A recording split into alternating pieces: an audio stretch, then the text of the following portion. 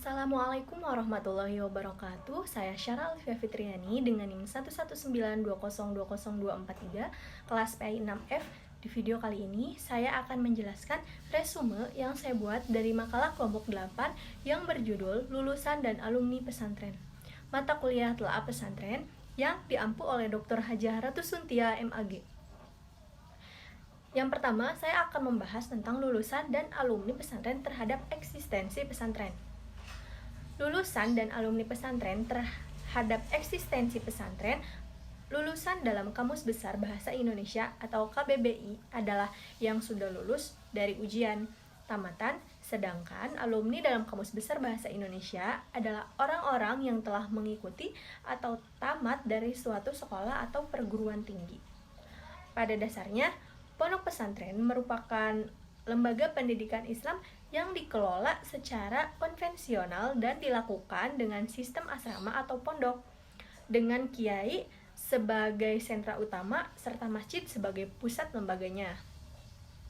Perubahan gaya hidup alumni pondok pesantren terjadi pada pola kegiatan dalam mengisi waktu luang dan penggunaan uang, serta minat terhadap teknologi, makanan, rekreasi, passion, dan pergaulan.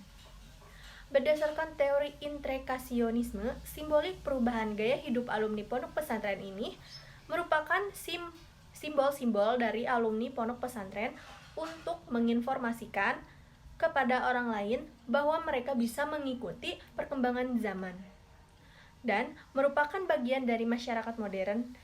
Eksistensi pesantren selalu mengalami perubahan sesuai dengan perkembangan masyarakat itu sendiri. Selanjutnya, saya akan menjelaskan tentang lulusan dan alumni pesantren di beberapa jenis pesantren. Lulusan dan alumni pesantren salafiyah. Pertama, penyelenggaraan pendidikan di pesantren salaf pada umumnya dengan menggunakan metode sorogan, bendungan, dan wetonan. Sistem sorogan merupakan proses pembelajaran yang bersifat individual pada dunia pesantren atau pendidikan tradisional. Dan sistem pembelajaran dasar dan paling sulit bagi para santri, sebab santri dituntut kesabaran, kerajinan, ketaatan, dan disiplin diri dalam menuntut ilmu. Seringkali santri tidak menyadari bahwa mereka tuh seharusnya mematangkan diri pada tingkat sorogan ini sebelum mengikuti sistem pembelajaran selanjutnya di pesantren. Lulusan dan alumni pesantren halaf atau modern. Sedangkan pesantren halaf, manajemen pesantren, dan kurikulum pesantren semuanya adalah sistem modern. Kiai tidak lagi mengurus keuangan pesantren, tetapi diserahkan sepenuhnya kepada bendahara pesantren. Demikian juga kurikulum yang ada dengan pola kurikulum modern dengan sistem pembelajaran klasikal.